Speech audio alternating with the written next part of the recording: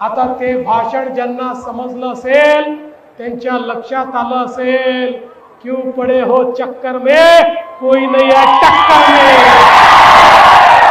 क्यों पड़े हो चक्कर में, कोई नहीं है टक्कर में। आज एवढंच सांगण्याकरता आलोय। मागच्याही काळात या पिंपरी चिंचवड महानगरपालिकेत जे परिवर्तन झालं, जो विकास झाला तो भाजपनेच केला आणि पुढचाही विकास भाजपच करणार आहे। महेश दादांच्या नेतृत्वात या भोसरीचा चेहरा बदललेला आपण सगळ्यांनी बघितलेला आहे। पर ये तो सिर्फ ट्रेलर था, असली पिक्चर अभी बाकी है।